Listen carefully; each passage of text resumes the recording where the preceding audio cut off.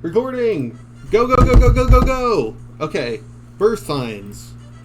I've got this pulled up because I know what most of them do, but I don't recognize them by the picture.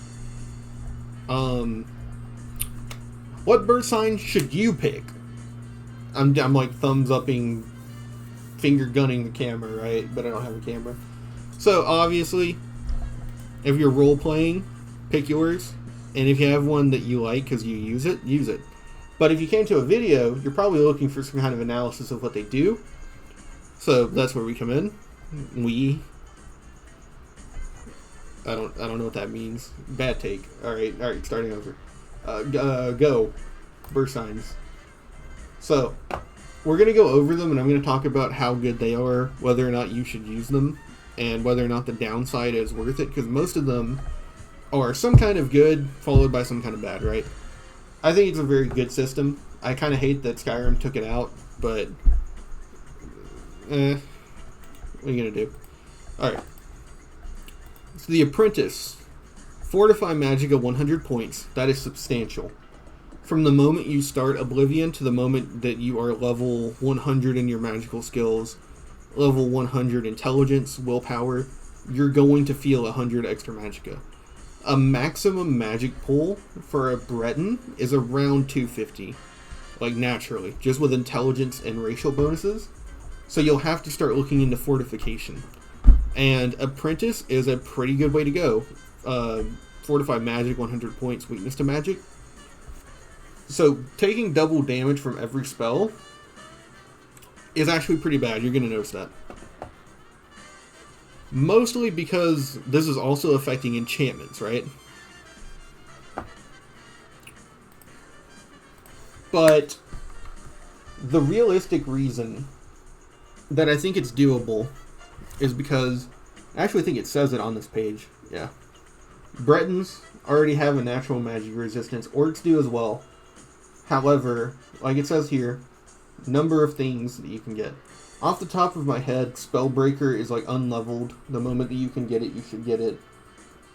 You get the Ring of Viper Eye from doing the quest in Bruma for the Draconian Madstone. And eventually your health will just be big enough if you follow an endurance plan that you can kind of tank it as long as you don't raise the difficulty. Not to mention that with that 100 extra magic, you can eventually cast spells that will cost less than 100 magic that will help you resist magic. So the Apprentice Stone is like really, really good if you are willing to be weaker for a little bit. It's kind of like an apprentice. If you're willing to learn, you get really strong. Next up is the Atronach, and I actually don't need to look at this one to know the effects. Fortify Magicka 150 points on spell. Spell Absorption 50 points on self. And Stunted Magicka. So you never regenerate Magicka at all. It sounds incredibly powerful if you're willing to spam potions and use Welkin Stones. For me, that's a lot of effort I'm not willing to put into the game.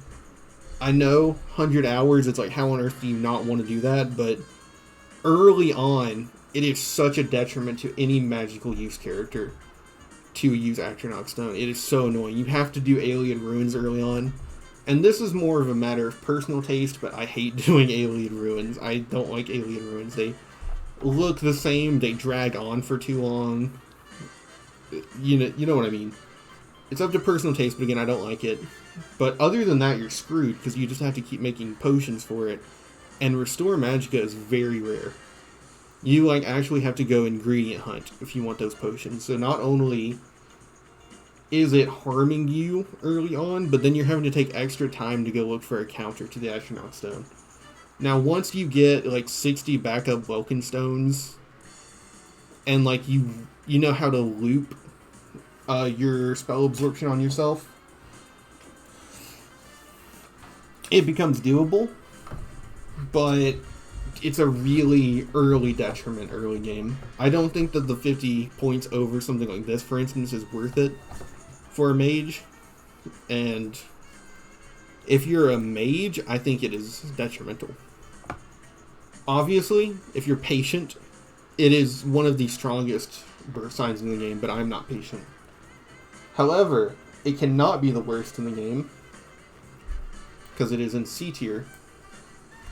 This is because the actual hidden, really super powerful ability of the Atronach is for characters that plan on never casting a single spell.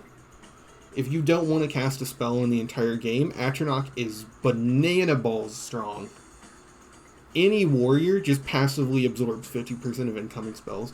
So if you plan on playing as a high endurance orc or Nord or Redguard, just tanking as much as possible with heavy armor and swinging with axes, Atronach is one of the strongest Birthsigns in the game. I would argue it actually has a more substantial effect on your character if you're going to be like a barbarian that doesn't use magic than the Warrior Stone. As funny as that is. So yeah. The only downside to either of these is that there are Birthsigns that raise endurance. So that's the only downside to these two that I haven't mentioned. I forgot to mention. Next up, I believe this is the Lady. Yes. Lady raises your willpower and endurance by 10 points, gives you higher magic regeneration early on, and it raises your maximum health pool from level 1. So if you don't want to choose Warrior, this is literally one that you have to choose to get the most health possible for your character. Not necessary, very helpful. Extra Magicka regeneration early on is very powerful. Magicka regeneration becomes more important than your pool once you max out intelligence. So being able to recharge in time to, if you're using shield from alteration, having regeneration so that you can cast shield again when it's done is important. Helps with fatigue, but that's kind of irrelevant. But yeah, endurance, and then it has more of like a mage leaning than the warrior, which also raises endurance. So I think it's also S tier. The Lord Stone is this one.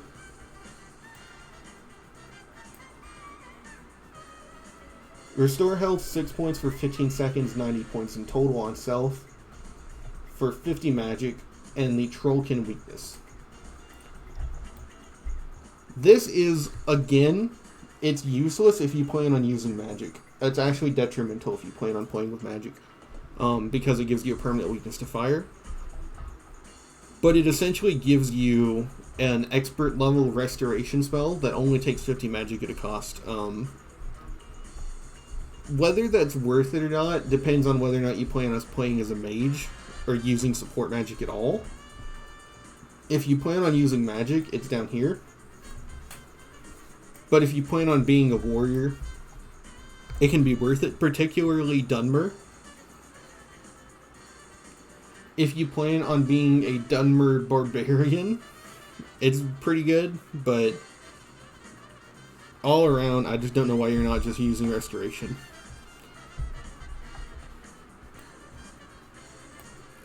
I don't know what these are by Lover.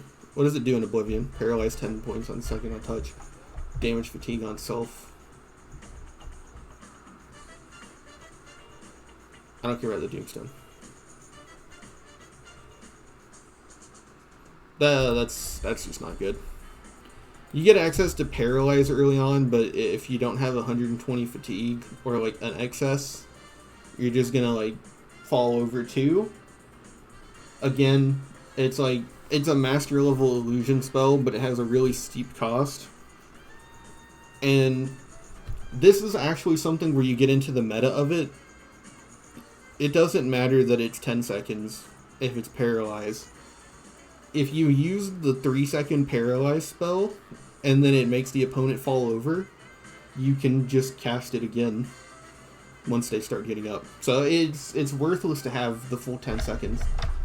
And it costs 120 fatigue instead of Magicka, and it can only be used once a day. So it's pretty down here. Is it the worst one? I don't think it's the worst one, but it's definitely worse than these two.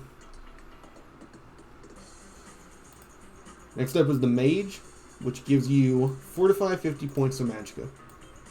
So if you are a very simple player and you don't enjoy micromanaging certain aspects of the game like I do, And keep in mind, I don't like the Atronach Stone because of micromanagement, but I still like micromanaging it. If you're even simpler than that, the Mage Stone is just 50 points with no drawback to your magic. That's really good. You don't have to worry about any extra weaknesses. You don't have to worry about what race you are, what gender you are. You're just stronger at magic. And magic is strong. So, always nice to have. Turn Undead up to level 25. So that's like a pretty strong turn spell. And restore health 200 points once per day.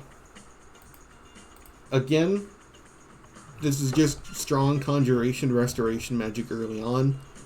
The health spell is a full heal up to like probably level 15 or so. And then Turn Undead is worthless. I've never understood the value of it. Just fight it. But maybe if you're playing a pacifist. But the problem is, realistically, that unlike Skyrim, where restoring your health grants you restoration experience, just casting a spell does, but you can only cast it once a day. So in combat, this is like a good get out of jail early on, but then it falls off really hard.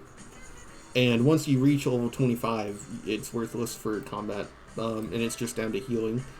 Restoring 200 points is like a third of like a in-the-game health pool, but you can...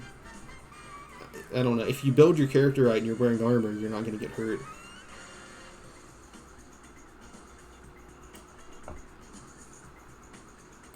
It's probably the worst of these ones that are useful for characters that don't plan on using magic. But that can benefit from it.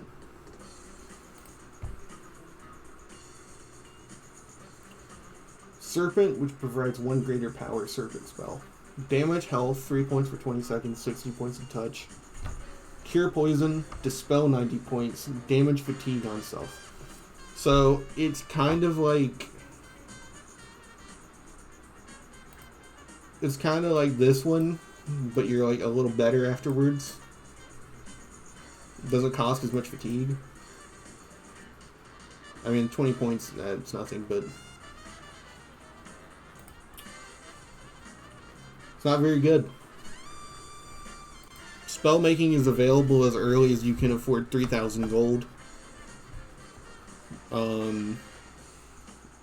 Dispel is actually arguably negative. This will take away like your shield and any summons you have. Cure poison is okay. Damage health, 60 points. That's not very useful past like level like 5 or 10. For once a day. It's not very good. This is the Shadow. I know this one without looking at it.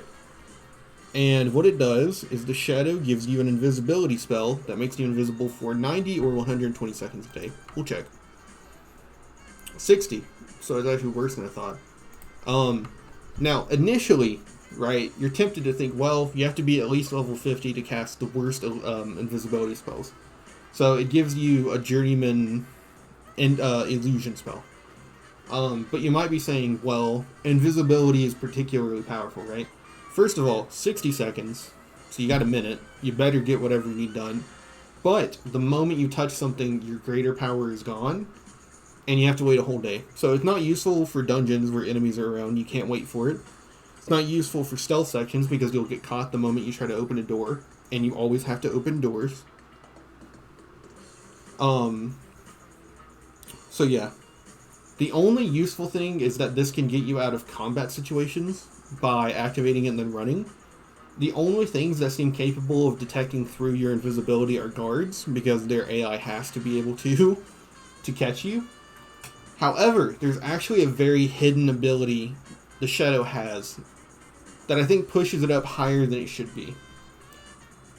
When you are invisible, you are literally impossible to detect to non-hostile NPCs. And I think people other than guards. Even people that are forced to talk to you because the game tells them to will not detect you when they start the conversation.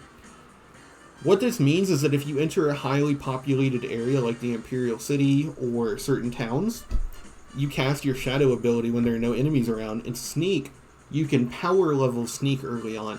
Now, that doesn't sound very useful, but Sneak is really hard to level early.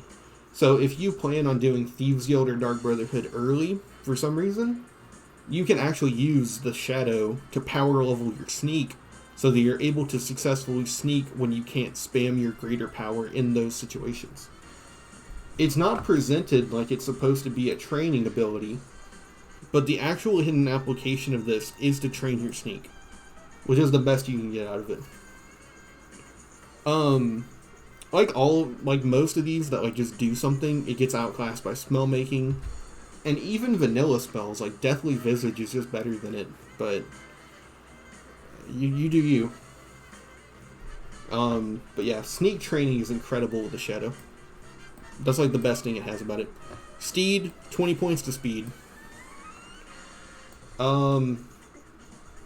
It's like impossible to rank this. It's either like up here or down here. I don't think speed is important just because leveling up is too easy in this game. If you choose attributes that level, if you choose skills that you actively use, you level up too quickly. So you're gonna get speed up pretty fast, right? Like, I don't know.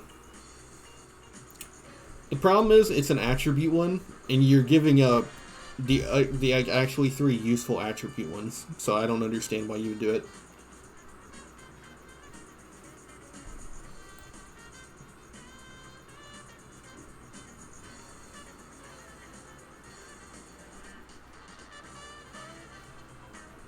I think Steed is like middle of the road. It's definitely got an advantage, but you just give up too much for it. The Thief is plus 10 to agility, speed, and luck, unless I'm mistaken. Yeah. Bonus of 20 to your speed attribute. So this is S tier because if you want to make a perfect quote-unquote build, you should take this so that your attributes max out at about level 43, 44. This is for luck. It gives you a stronger start early game. It gives you the same advantage the Steed would, 10 points of speed. Agility, which is worthless, but like whatever. And then your luck is stronger early on, so your stats like light armor and blade are better, you know. Heavy armor, blunt, those are better early on. And you're able to move faster, like Steed. Luck is important for maxing out if you want to do a perfect build. So, I think it needs to be S tier. Now, unless I'm remembering wrong, I think Tower is the worst in the game.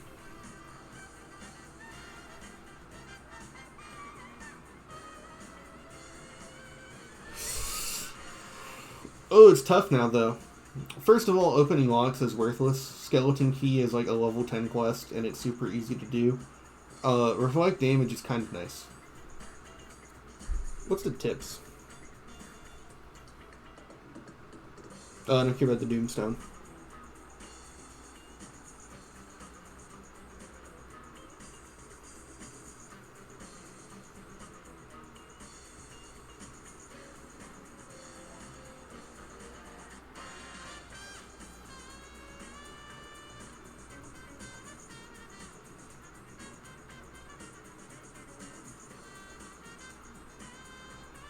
Yeah, it literally says what I was going to say, the Skeleton Key. Okay, so this is actually interesting. If you don't want to do Shivering Isles, you get access to Reflect Damage at the Spellmaking Altar. That means that it has to be up here, which means that the worst skill in the game is this one. Sorry, lover. You're way better in Skyrim. Warrior is S tier because it boosts your endurance. If you plan on being a pure warrior, choose this so that you get the bonus to your strength right off the bat instead of your willpower. Pretty self-explanatory. But yeah. This is like super weird and niche, so I'm gonna put these two like here. Then these three are okay. This one's... You know what? They're about equally bad. That's my personal ranking of the Birthsigns. Magic is really strong. And then endurance is really important.